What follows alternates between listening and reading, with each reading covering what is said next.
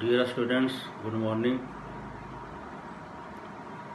BA Part 1 Honors Political Science.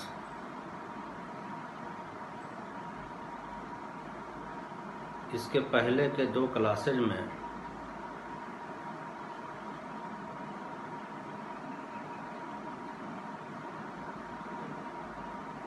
Liberal politics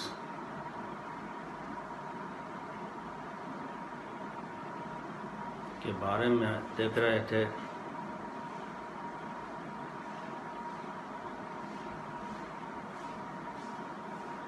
चर्चा कर रहे थे।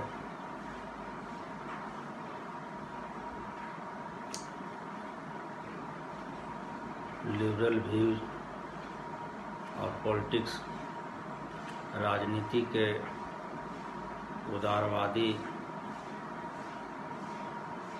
विचार जो हैं, या कहें कि राजनीति के प्रति जो उदारवादी विचार हैं, इसके बारे में पिछले दो क्लासेज में हम लोग चर्चा किए।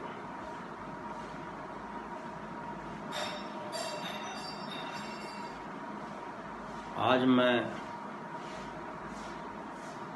आप सभी को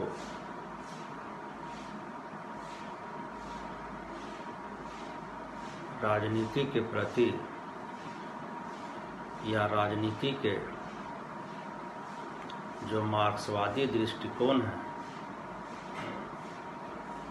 या राजनीति के प्रति जो मार्क्स के दृष्टिकोण है,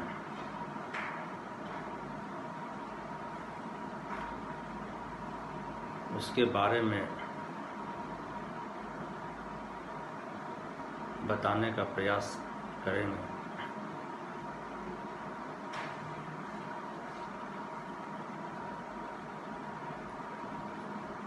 प्रिय छात्रगण,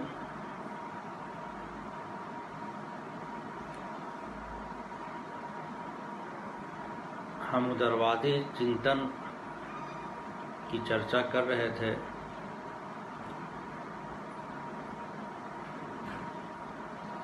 और ये जो मार्क्सवादी दृष्टिकोण है, ठीक उदारवादी दृष्टिकोण के विपरीत है।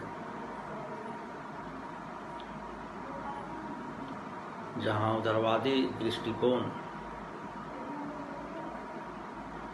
समाज में व्याप्त समस्याओं, असमानताओं और विविधताओं को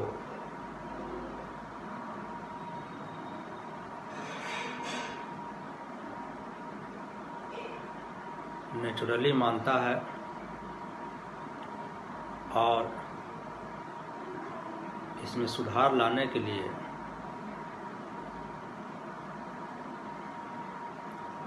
विचार विमर्श, बातचीत और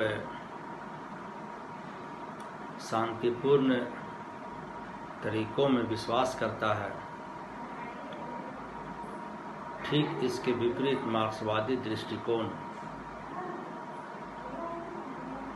विपरीत विचार रखता है। राजनीति के मार्क्सवादी दृष्टिकोण के जनक कार्ल मार्क्स का जन्म 1818 में हुआ था और इन्हें प्रथम वैज्ञानिक समाजवादी या वैज्ञानिक समाजवाद का जनक भी इनको कहा जाता है। साइंटिफिक सोशलिज्म का जनक भी कार्ल मार्क्स को कहा जाता है। और मार्क्स के पूर्व जितने भी समाजवादी चिंतक हुए, जितने भी सोशलिस्ट थिंकर्स हुए, वो सारे के सारे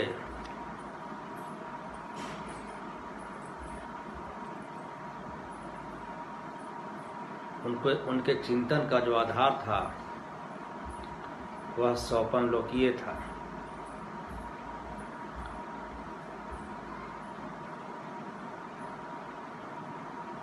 वो स्वपन लोक में तैरते थे और उसी में गोता लगाते रहते थे। लेकिन मार्क्स प्रथम विचारक है जिसने समाजवाद को, सोशलिज्म को इस स्वपन लोकीय दुनिया से निकालकर, इस स्वपन लोकीय चिंतन के धारा से निकालकर एक व्यवहारिक और वैज्ञानिक आधार प्रदान किया।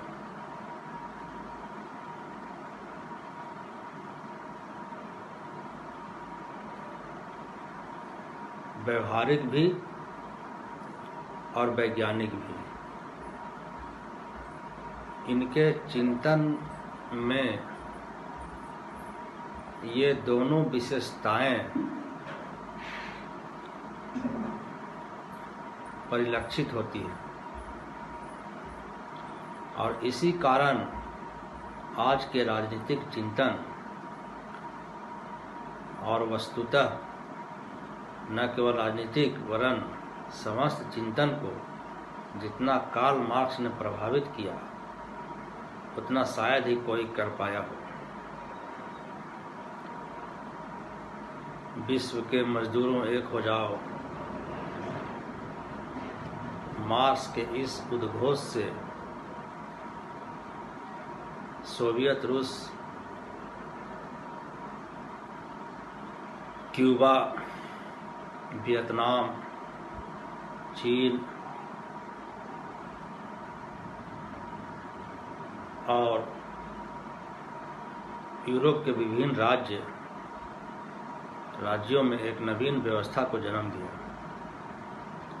और आज विश्व के एक बड़े भाग में मार्क्स के विचारों का प्रभाव और व्यवहार देखा जा सकता है।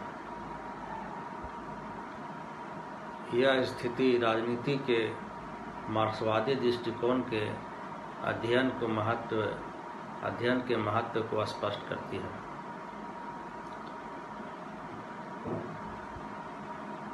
अब यह जानना आवश्यक है कि ये जो मार्क्सवादी दृष्टिकोण है वह है क्या।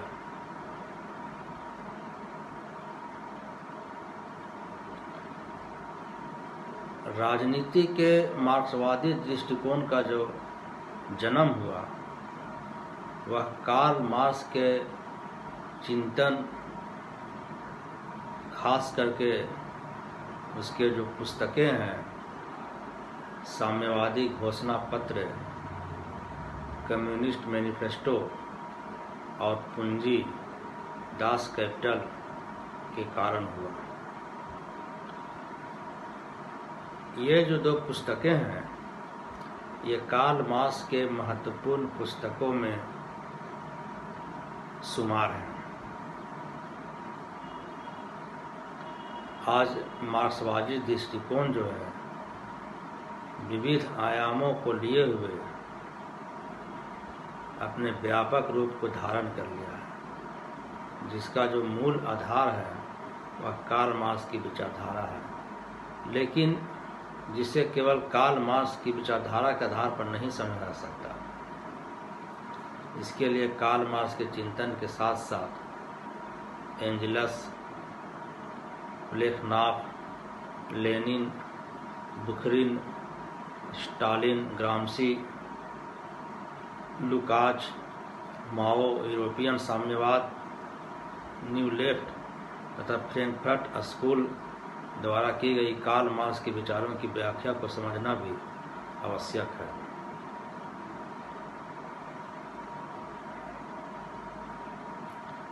राजनीति के प्रति कार्ल मार्क्स का दृष्टिकोण औद्योगिक क्रांति के बाद यूरोप की परिस्थितियों पर आधारित था। जब यूरोप में औद्योगिक क्रांति हुई, उसके परिणाम स्वरूप जो समाज में स्थितियां पैदा हुई, आर्थिक विषमताएं परिलक्षित हुई, उन्हीं परिस्थितियों के आधार पर कार्ल मार्क्स का जो दृष्टिकोण है राजनीति के प्रति प्रभावित हुआ। यह संघर्ष जो है और यह जो विचार है वह उदारवादी दृष्टिकोण से बिल्कुल ही अलग है। यद्यपि उदारवादी दृष्टिकोण और मार्क्सवादी दृष्टिकोण दोनों में मानव समूह में जो मौजूद मतभेद और संघर्ष है उसको प्रमुख स्थान दिया गया है, फिर भी उदारवादी दृष्टिकोण जो है यह मानता है कि ये मतभेद और संघर्ष जो है ज़्यादा गहरे नहीं हैं तथा उन्हें वार्ता और समझौते द्वारा नियंत्रित करते हुए उनका समाधान जो है ढूंढा जा सकता है। यानी कि उदारवादी दृष्टिकोण जो है समाज में व्याप्त विभिन्नताओं को, असमानताओं को बातचीत के द्वारा, समझौते के द्वारा और शांतिपूर्ण समाधानों से हल करने की बात करता है। उदारवादी दृष्टिकोण मानता है कि व्यक्ति और समूहों के जीवन में संघर्ष की प्रवृत्ति की तुलना में सहयोग की जो प्रवृत्ति है वह ज़्यादा अनिवार्य है। संघर्ष की जगह पर उदारवादी जो हैं सहयोग को प्रमुखता देते हैं और वे मिलकर रहना चाहते हैं। अतः यहाँ की राजनीति इस उद्देश्य की पूर्ति हेतु व्यक्ति और समूहों में समायोजन की क्रिया है। यहाँ राजनीति व्यवस्था कायम करने और समस्या का समाधान शांतिपूर्ण तरीका है, प्रगति की ओर बढ़ने तथा व्यवस्था में शांतिपूर्ण ढंग से परिवर्तन लाने का एक साधन है। परंतु संघर्ष की प्रकृति के संबंध में मार्क्सवादी राजनीति में भी संघर्ष और मतभेद केंद्रीय तत्व हैं, परंतु संघर्ष की प्रकृति के संबंध में जो मार्क्सवादी दृष्टिकोण है उदारवादी दृष्टिकोण से बिल्कुल भी सहमत नहीं है, असहमत है। उदारवादी मानते हैं कि संघर्ष का मूल कारण मानवीय विविधता है, लेकिन संघर्ष को नियंत्रित करने के लिए मानवीय विविधताओं को समाप्त करने की बात नहीं सोची जा सकती। मार्क्सवादी मानते हैं कि यह ऐसा संघर्ष है जिसके बीज वर्ग विभाजन में देखे जा सकते हैं। मार्क्स कहते हैं कि समाज में मनुष्य अकेले नहीं होता, बल्कि अपने जैसे समुदाय के और सदस्य भी होते हैं और इस प्रकार के संगठित समुदाय को वर्ग, क्लास कहा जाता है। मार्क्सवादी दृष्टिकोण मानता है कि साधनों का जो स्वामी है वह मजदूरों का शोषण करता है। एक वर्ग जो है उत्पादन के साधनों का स्वामी है, जिसे मार्क्सवादी चिंतन में बुर्जुआ वर्ग का नाम दिया गया है, और दूसरा वर्ग है जिसके पास केवल अपना मेहनत है, और इस साधनहीन वर्ग को जो मार्क्स है वह सर्वहारा वर्ग का नाम देते हैं। यह बुर्जुआ वर्ग जो है, जो मालिक है, जो औद्योगिक केंद्रों के स्वामी है, उत्पादन के साधनों के स्वामित्व के आधार पर इस साधनहीन वर्ग के अनवरत शोषण में ये संलग्न रहते हैं। यानी कि हमेशा जो है सर्वहारा वर्ग का यह शोषण करते हैं, इसी में शामिल रहते हैं। इस प्रकार वर्ग संघर्ष की स्थिति ने जन्म ले लिया है, और जब तक इस प्रकार के वर्ग विभेद को जन्म देने वाली जो परिस्थितियां हैं उसको समाप्त न कर दिया जाए, वर्ग संघर्ष की स्थिति को समाप्त कर पाना संभव नहीं है। राजनीति के मार्क्सवादी दृष्टिकोण की विशेषताओं को आप निम्न शीर्षकों के अंतर्गत भी समझ सकते हैं।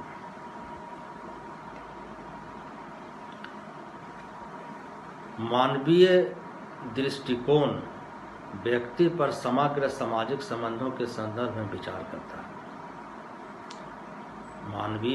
मार्क्सवादी दृष्टिकोण जो है मार्क्सवादी जो दृष्टिकोण है व्यक्ति पर समग्र सामाजिक संदर्भों के संबंध में विचार करता है। यानी व्यक्ति के जितने भी सामाजिक सरोकार हैं, उनके जीवन के जितने भी क्षेत्र हैं, उन सभी पर विचार करता है। मार्क्सवाद मनुष्य की सामाजिक प्रवृत्ति को स्वीकार करता है और मानता है कि सामाजिक परिवेश के संदर्भ में ही व्यक्ति को समझा जा सकता है। यहाँ उदारवादियों की तरह व्यक्ति को समाज से अलग, महत्वाकांक्षी, आत्मलीन नहीं माना जाता, वरन यह माना जाता है कि व्यक्ति सामाजिक प्राणी है और उसके जीवन की अभिव्यक्ति चाहे प्रत्यक्ष में ऐसी न दिखाई देती हो, वस्तुतः वह सामाजिक रूप में ही संचालित होती है और सामाजिक जीवन की पुष्टि करती है। मार्क्स व्यक्तिगत हित तथा सार्वजनिक हित में अंतर नहीं करता है।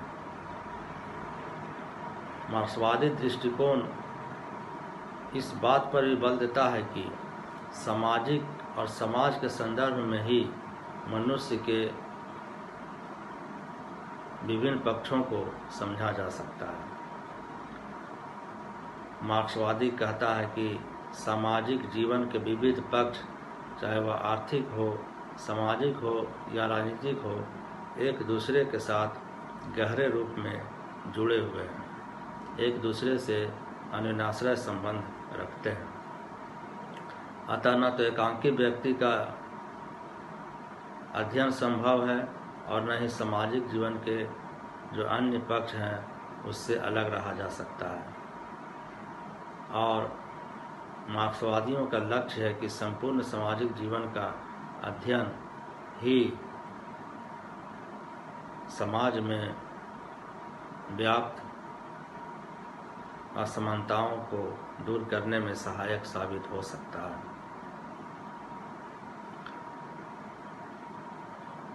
यानी कि जो मार्क्सवाद है वह केवल जीवन के एक पक्ष का अध्ययन नहीं करता, बल्कि जीवन के संपूर्ण पक्षों का अध्ययन करता है, जीवन के संपूर्ण पक्षों को देखता है।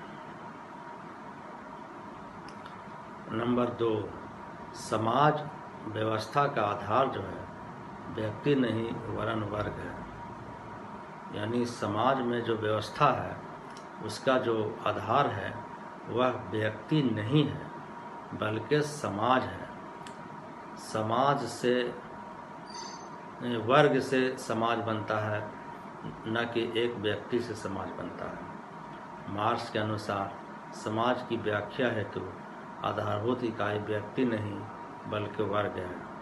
समाज इन वर्गों का जो है समग्र रूप है। समाज जो है इन वर्गों का समग्र रूप है। जहाँ उदारवादी दृष्टिकोण समाज को स्वतंत्र, स्वार्थपूर्ण और महत्वाकांक्षी इच्छाओं के धनी व्यक्तियों की भीड़ के रूप में देखता है, वहीं मार्क्स जो है समाज को एक विकासोन्मुख निकाय के रूप में देखता है। उदारवादी जो दृष्टिकोण है वह समाज को स्वतंत्र, स्वार्थ से परिपूर्ण और महत्वाकांक्षी इच्छा रखने वाला और धनी व्यक्तियों के झुंड के रूप में समाज को देखता है। वहीं मार्क्स जो है वह समाज को एक विकासशील निकाय के रूप में देखता है, जिसका स्वरूप सावयव है और विकास का आधार जो है उत्पादन के साधनों एवं उत्पादन प्रक्रिया पर निर्भर है।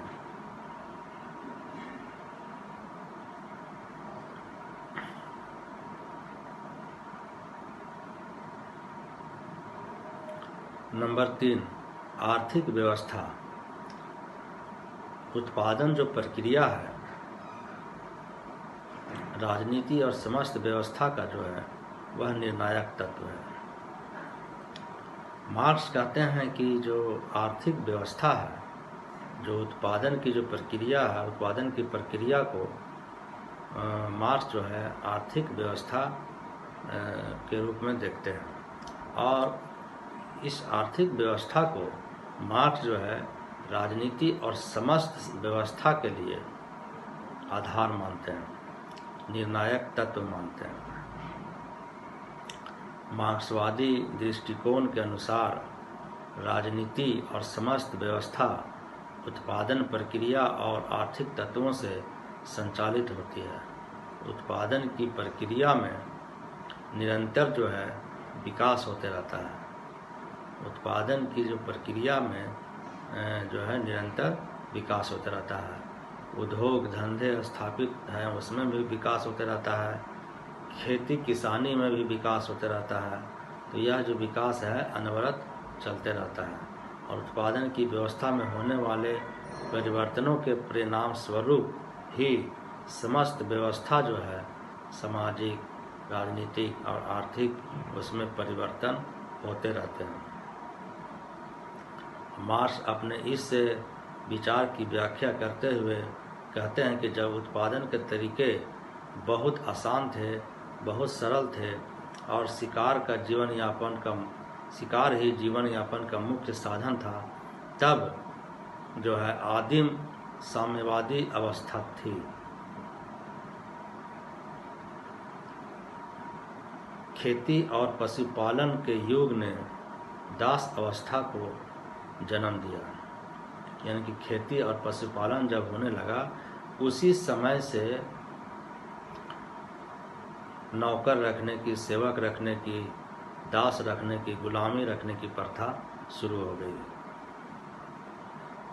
और जब छोटे मोटे उद्योग विकसित हुए तो सामंती व्यवस्था आ गई और इसके बाद औद्योगिक क्रांति ने पूंजीवादी अवस्था को जन्म दिया। किस प्रकार से ये मार्क्स जो है समाज में परिवर्तन को समझाने का प्रयास करते हैं और पूंजीवादी व्यवस्था के अंतर्विरोध श्रमिक वर्ग के अधिनायकवाद को जन्म देंगे और पूंजीवादी तत्वों के पूर्ण विकास के पश्चात मानवीय इतिहास की अंतिम अवस्था साम्यवादी अथवा या राज्य विहीन या वर्ग विहीन समाज की अवस्था आएगी।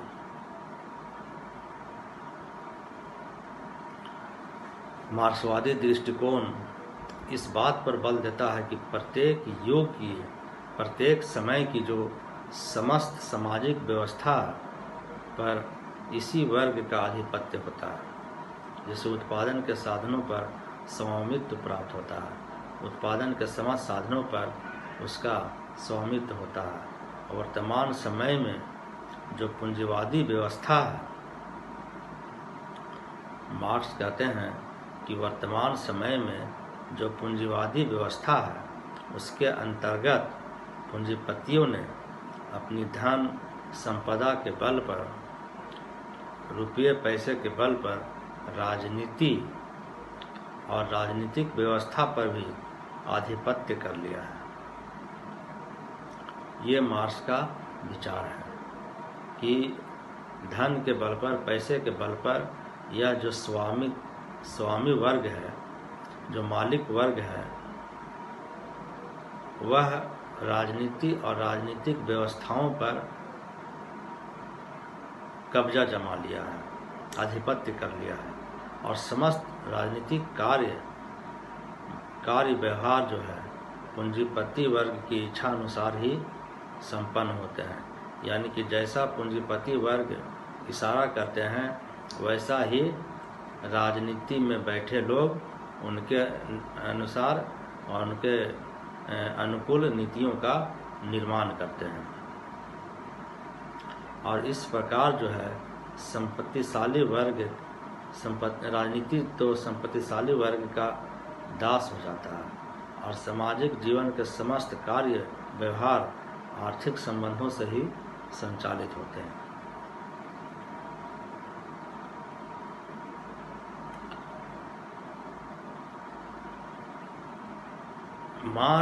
नंबर 4 मार्क्स की राजनीति में जो है वर्ग संघर्ष जो है वह केंद्रीय तत्व है। मार्क्स के राजनीति में या राजनीति के प्रति जो मार्क्सवादी दृष्टिकोण है उसके मूल में, उसके आधार में, उसके केंद्रीय तत्व के रूप में जो है वर्ग संघर्ष मौजूद है। मार्क्स ने अपनी जो पुस्तक है साम्यवादी घोषणा पत्र कम्युनिस्ट मैनिफेस्टो, उसमें उन्होंने लिखा है कि अब तक के समस्त मानव समाज का इतिहास जो है, अब तक के समस्त मानव इतिहास का जो इतिहास है, मानव समाज का जो इतिहास है वह वर्ग संघर्ष का इतिहास रहा है। जितने भी प्रकार के सभ्यताएं हैं मार्क्स के अनुसार इस दुनिया के अंदर, इस संसार के अंदर अभी तक जितने भी प्रकार के मानव इतिहास विकसित हुए हैं वो सब वर्ग संघर्ष के इतिहास से अछूता नहीं है, वर्ग संघर्ष के इतिहास से ओतप्रोत है। स्वतंत्र व्यक्ति जो है वह बिल्कुल ही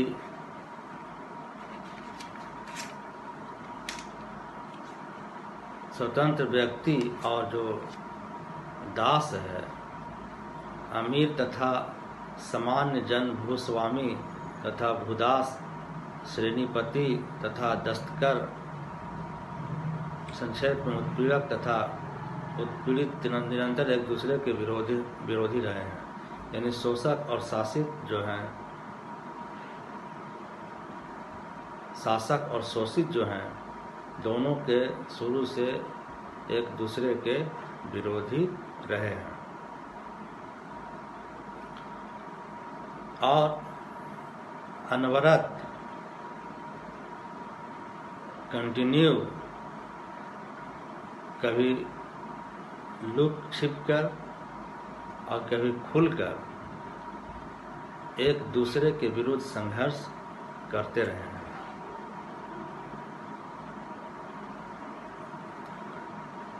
मालिक और मजदूर वर्ग जो है, मार्क्स कहते हैं कि कभी लुक छिपकर और कभी खुलकर यानी आमने सामने से संघर्ष करते रहे हैं। और इस संघर्ष की जो परिणति है, इस संघर्ष का जो परिणाम है, हर बार या तो समाज के क्रांतिकारी पुनर्निर्माण में हुई है या संघर्ष करने वाले वर्गों के सर्वनाश में। मार्क्स के समस्त चिंतन में वर्ग संघर्ष जो है मूलभूत तत्व है। मार्क्सवादी दृष्टिकोण मानता है कि भूतकालीन तथा आज की समस्त अवस्था में स्पष्ट रूप से दो वर्ग जो हैं मौजूद हैं, और ये दो वर्ग हैं, बुर्जुआ वर्ग और सर्वहारा वर्ग। और इनमें प्रथम वर्ग जो है उत्पादन के साधनों का स्वामी होता है और दूसरा वर्ग जो है शोषक और मजदूर और पीड़ित होता है।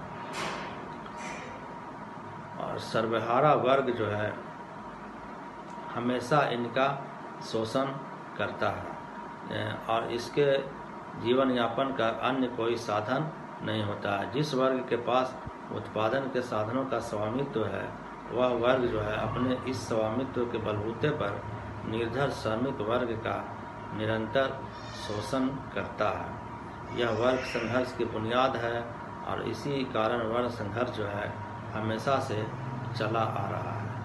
वर्ग संघर्ष का मूल कारण वर्ग विभेद है और जब तक इस प्रकार के वर्ग विभेद को जन्म देने वाली परिस्थितियों को समाप्त न कर दिया जाए तब तक वर्ग संघर्ष की स्थिति को समाप्त करना संभव नहीं है। मार्क्स की मान्यता है कि वर्ग संघर्ष की यह प्रक्रिया ही पूंजीवाद का अंत कर सर्वहारा वर्ग के अधिनायकवाद की स्थापना करेगी, जिसके अंतर्गत जो है मजदूर वर्ग पूंजीपति व्यवस्था के अवशेष तत्वों के विरुद्ध संघर्ष जारी रखेगा। मार्क्सवाद का लक्ष्य राज्य विहीन और वर्ग विहीन समाज की स्थापना है, जिसमें वर्ग संघर्ष का आधार ही समाप्त हो जाएगा। मार्क्सवादी दृष्टिकोण की मान्यता है कि राजनीति को वर्ग संघर्ष के संदर्भ में ही उचित प्रकार से समझा जा सकता है।